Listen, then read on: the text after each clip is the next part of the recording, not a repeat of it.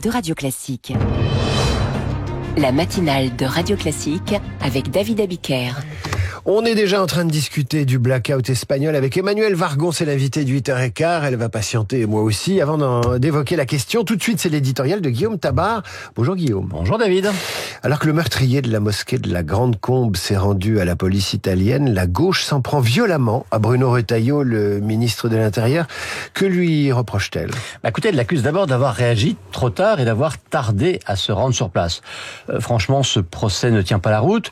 Bruno Retailleau a exprimé dès vendredi, c'est-à-dire dans les minutes qui ont suivi cet atroce assassinat, sa solidarité avec la communauté musulmane. Il partait ensuite aux funérailles du pape François à Rome et dès son retour, il s'est rendu dans le Gard. Ensuite, l'accusation du deux poids deux mesures, en vertu duquel il serait moins sensible aux attaques lorsqu'elle frapperait les musulmans, ne tient donc pas la route.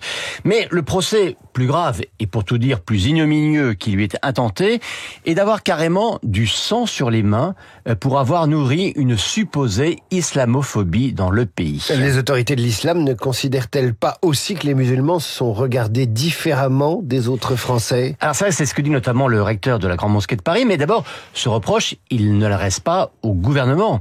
Ensuite, souligner et combattre les menaces de l'islamisme, ça n'est pas s'en prendre aux quelques 6 millions de musulmans français, c'est au contraire les protéger en identifiant précisément ce qui dévoie l'islam. Et puis surtout, le deux poids deux mesures, en l'occurrence, c'est chez les amis de Jean-Luc Mélenchon qu'on le trouve. Pourquoi avoir organisé une manifestation contre l'islamophobie dimanche, mais avoir refusé de participer à celle contre l'antisémitisme après l'attaque du 7 octobre ? Pourquoi ne pas avoir lancé pareil appel après l'attaque islamiste de Mulhouse en février ?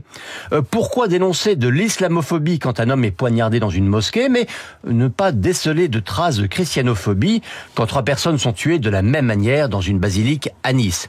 Et puis par ailleurs, comment oser donner des leçons d'antiracisme quand on exclut du cortège le député Jérôme Guedj, taxé de représenter le parti sioniste pour le Parti socialiste.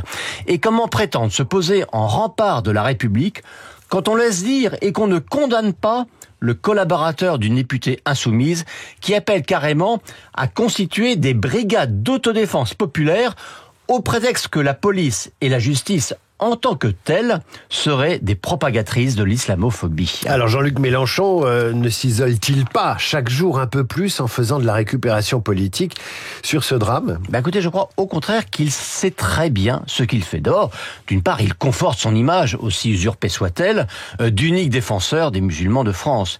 Et puis d'autre part, il vérifie que les Verts et d'autres mouvances de la gauche continuent à le suivre.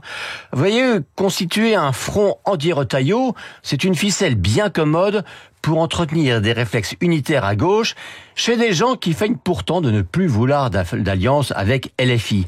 Même le communiste Fabien Roussel, qui en général ne ménage pas Jean-Luc Mélenchon, préfère s'abriter derrière l'épouvantail Retailleau plutôt que de dénoncer les arguties insoumises. Tout le monde, bien sûr, est choqué par ce qui s'est passé dans le Gard, mais que d'hypocrisie sous l'indignation qui n'est que de la récupération. L'éditorial de Guillaume Tabar à retrouver sur le Figaro.fr en vidéo.